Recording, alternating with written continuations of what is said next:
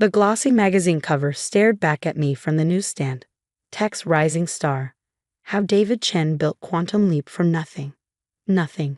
I almost laughed. The irony would have been funny if it hadn't made me so angry. My name is Alex Torres, and 2 years ago, I watched my best friend steal my life's work and turn it into a $50 million company. But I'm getting ahead of myself. David and I met in college, two computer science majors with big dreams. While other students partied, we spent countless nights in the computer lab, fueled by energy drinks and ambition. We shared everything. Ideas, codes, dreams of changing the world through technology. The idea that would become Quantum Leap started in our senior year. I'd been working on an algorithm that could revolutionize how artificial intelligence processed natural language. It wasn't just another chatbot. This was something different, something that could understand context and nuance in a way no other eye had managed. This is incredible, David said one night, watching me debug another section of code. The applications for this could be huge. I nodded, too focused on my screen to notice the calculating look in his eyes. I think this could change everything. Customer service, education, maybe even healthcare. After graduation, David landed a job at a prestigious tech firm while I took an internship at a smaller startup. We stayed close, meeting every weekend to work on what we still called our project. I shared all my progress, every breakthrough, every setback. David always listened intently, offering encouragement and suggestions. What I didn't know was that he was taking notes. Detailed notes. The first sign something was wrong came when David started missing our weekend meetings. Work's crazy, he'd text. Rain check. I didn't think much of it at the time. We were both building our careers after all. Then came the day I saw the announcement in TechCrunch. Former Google engineer launches revolutionary AI platform. The headline didn't worry me until I saw David's face smiling up from the article. My hands shook as I read the description of Quantum Leap's proprietary technology. It was my algorithm, my code, my dream. I called David immediately, straight to voicemail. I texted, emailed, even went to his apartment. Nothing. Finally, a week later, he agreed to meet me at our old coffee shop. Look, he said, stirring his untouched latte. I know you're upset, but you have to understand. This is business. The core idea might have started with you, but I'm the one who made it viable. I'm the one who built it into something real. Something real? I couldn't believe what I was hearing. David, that's my algorithm. My code. We worked on this together. He shook his head, his expression maddeningly calm. No, Alex. You worked on a school project. I built a company. There's a difference. I trusted you, I said, my voice cracking. You were my best friend. And you were an intern with some interesting ideas, he replied, standing up. That's all. Don't make this into something it's not. As he walked away, leaving his cold coffee behind, something inside me hardened. David thought he had won, thought he could simply take what was mine and rewrite history. But he'd forgotten something crucial about me. I never deleted anything. Every email we'd exchanged about the project, every piece of code I'd written, every meeting we'd had in the lab, it was all documented. I even recorded our brainstorming sessions, a habit I developed to help me remember important details. That night, I pulled out my external hard drive and started organizing everything. Emails dating back to our junior year, discussing the initial concept. Video recordings of us working through problems together. My voice clearly explaining the core algorithms that now powered Quantum Leap. Git commits showing the evolution of the code, time-stamped and authenticated. I had proof. Real, solid proof that David hadn't built anything from nothing. He'd built it from my work, my ideas, my dedication. But proof wasn't enough. I needed a plan. I contacted Maya Patel, a lawyer specializing in intellectual property law. She reviewed my evidence with increasing interest. This is quite compelling, she said, spreading the documents across her desk. The timestamps, the continuous development history. It shows a clear progression from your original work to their current product. So we can stop them? I asked, trying to keep the desperation out of my voice. She hesitated. It's not that simple. They have resources, a legal team. This could get expensive and ugly very quickly. I don't care about expensive, I said firmly. I care about the truth. Maya studied me for a moment, then nodded. All right, but if we're going to do this, we need to be smart about it. They'll try to paint you as a disgruntled ex-friend trying to cash in on their success. We need to control the narrative. Over the next few weeks, we built our case methodically. Maya helped me organize my evidence into a clear, undeniable timeline showing the evolution of my work and its subsequent theft by David. Meanwhile, Quantum Leap was everywhere. David appeared on tech podcasts, gave interviews about his innovative approach to AI development. Each appearance, each quote about building everything from scratch made my blood boil. Then came the interview that changed everything. David was featured in a major tech magazine discussing Quantum Leap's meteoric rise. The interviewer asked about rumors that the core technology had been developed by someone else. David laughed, that same dismissive laugh I'd heard in the coffee shop. I know who you're talking about, Alex Torres. He was an intern at a startup where I used to mentor. Rock Coffee sat in on some meetings. Now he's trying to claim he invented everything. It's sad, really. Some people just can't handle seeing others succeed. I stared at the words until they blurred. Coffee, meetings, intern. He was erasing me, reducing years of work and friendship to nothing. That night, I couldn't sleep.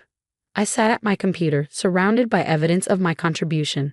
Our contribution to what became Quantum Leap. Then I had an idea. I started coding. Not AI this time, but a simple website.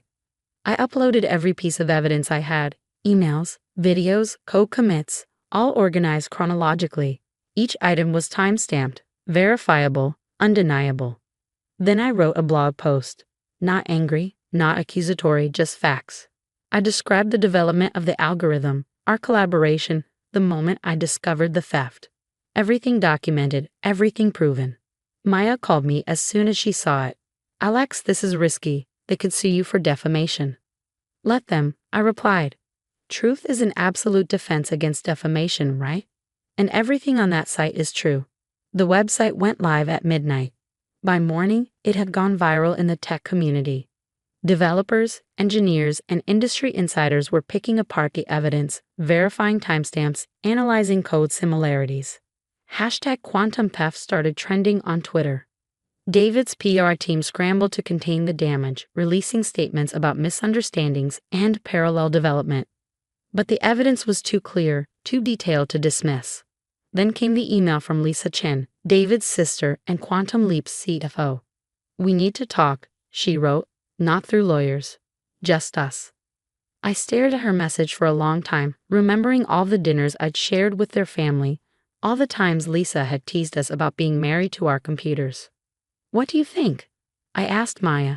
She frowned at her screen. Legally, I'd advise against any unofficial communication. But sometimes resolving things person to person is better than letting lawyers fight it out. I agreed to meet Lisa at a quiet restaurant away from the tech corridor. She was already there when I arrived, looking tired and worried. He screwed up, she said as soon as I sat down. David, he lost himself somewhere along the way. Got caught up in the idea of being the next tech genius, the next Zuckerberg. That doesn't excuse what he did, I said quietly. No, she agreed. It doesn't. But I'm hoping we can fix this before it destroys everything, including your friendship. I almost laughed. Friendship? Lisa, he stole my work and then tried to erase me from the story completely. That's not something friends do. She pushed a folder across the table. We want to make this right. The board is prepared to offer you a significant ownership stake in Quantum Leap, plus a seat on the Technical Advisory Committee. Full recognition for your contributions to the core technology. I opened the folder. The numbers made my head spin. It was more money than I'd ever imagined having. And David? I asked. What does he say about this? Lisa's hesitation told me everything. He'll come around. Once he sees it's the only way forward. I closed the folder. That's not good enough. What do you want, Alex? Lisa asked, frustration creeping into her voice. Name your price. I leaned back, studying her face, so similar to David's, yet somehow kinder. I want him to admit what he did. Publicly.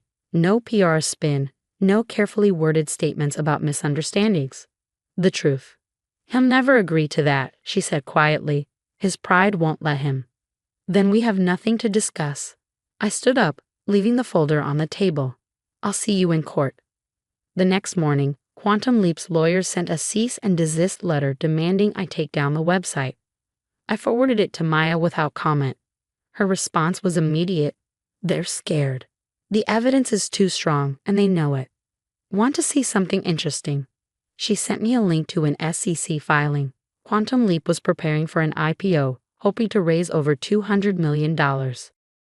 My website and the growing scandal threatened everything they built, or rather, everything they had stolen. Their investors must be freaking out, Maya noted during our next meeting. An IP dispute like this could tank the whole offering. She was right. Over the next few days, I received calls from various intermediaries trying to negotiate a settlement. The offers kept getting bigger, but they all had one thing in common. They wanted me to sign an NDA and pretend none of it had happened. I refused each one. Then came the threats. Anonymous emails suggesting I should think carefully about my future in tech. Comments on my website claiming I was mentally unstable, bitter, delusional. I recognized David's writing style in some of them. But I had support too. Former classmates came forward, confirming they remembered my work on the algorithm. My old professors vouched for my capabilities. The tech community, often quick to tear people down, rallied around the evidence I presented. One morning, I arrived at work to find an unexpected visitor waiting in the lobby, James Zhang, the CEO of River Tech, one of Silicon Valley's most respected AI companies. Interesting website you've got there, he said, extending his hand. Want to get coffee? Over the next hour, James laid out a proposition. Rivertech wanted to hire me not as an engineer, but as the head of a new AI development division. They'd fund my research, protect my intellectual property, and give me the resources to continue my work. What's the catch? I asked. No catch. We've reviewed your code, your documentation. What you built, what was stolen from you. It's extraordinary. We want that kind of innovation at Rivertech. Properly credited, of course. It was tempting. Very tempting. But I need to finish this first, I said. I can't walk away and let them win. James nodded. The offer stands. Handle your business, then come talk to us. That evening, as I was leaving the office, I got an urgent call from Maya. Check your email. Now. There in my inbox was a message from David. The subject line. I'm sorry. My hands shook as I opened it. Alex, you were right. About everything. The algorithm, the code, all of it, it was yours. I got caught up in my own ambition and convinced myself I deserved the credit because I made it real. But that was a lie. I betrayed you, betrayed our friendship, our trust, everything we built together. The truth is, I was jealous. You were always the brilliant one, the true innovator. I just rode your coattails and then stole your glory. I've asked the PR team to draft a statement admitting everything. Lisa says it will probably kill the IPO. Maybe that's what I deserve.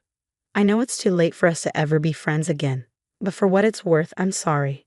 David. I read the email 3 times before calling Maya. Is this real? I asked, not some PR stunt. It seems genuine, she said. Their lawyers just contacted me about drafting a settlement agreement. They're offering full credit, significant compensation, and a public admission of wrongdoing. I sat in silence, processing everything. Alex, what do you want to do? What did I want? The question had seemed so simple weeks ago. I wanted justice, recognition, vindication. Now that it was within reach, I wasn't so sure. I thought about all those nights in the computer lab, David and I dreaming about changing the world. About the countless dinners with his family, Lisa teasing us about our coding obsession. About the moment it all fell apart in that coffee shop. Set up a meeting, I said finally, not with their lawyers, with David. We met at our old college campus in the computer lab where it all began. David looked different, older, tired, the confidence drained from his posture. Your email, I said, sitting across from him. Did you mean it? He nodded, unable to meet my eyes. Every word.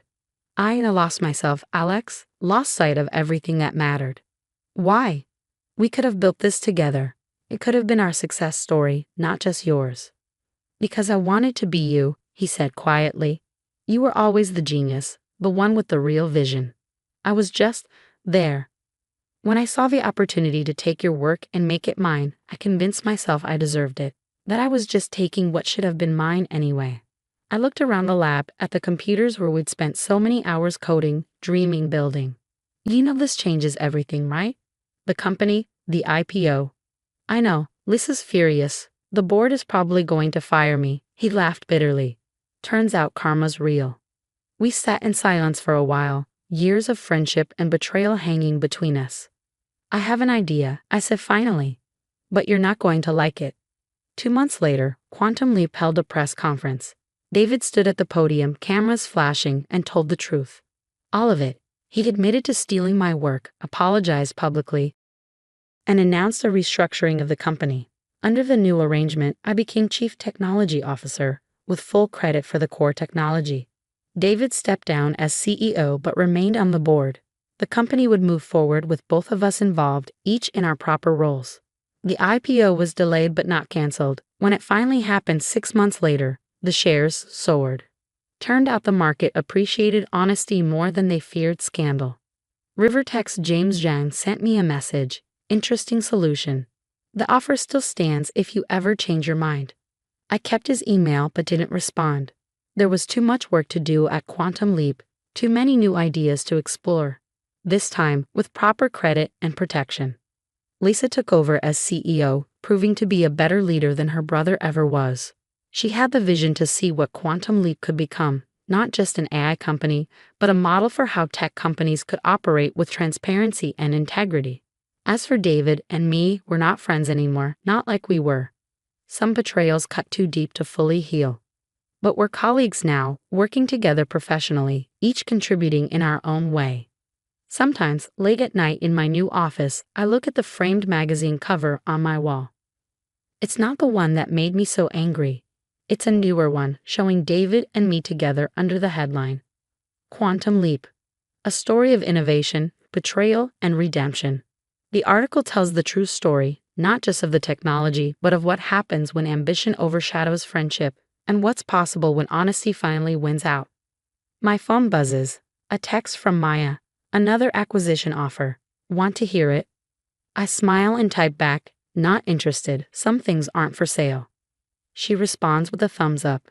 She understands now what I learned through all of this. Success means nothing if you lose yourself along the way. The next morning, I pass David in the hallway. We nod to each other, professional but distant. He's changed, become humbler, more thoughtful. Sometimes I catch him watching me with what looks like regret. But that's his burden to bear, not mine. I have work to do, real work, building something that could actually change the world. This time with my name on it, my vision leading the way. And every line of code I write reminds me that some victories aren't about winning or losing. They're about standing up for what's right, about being true to yourself even when it would be easier to give in. That's worth more than any IPO.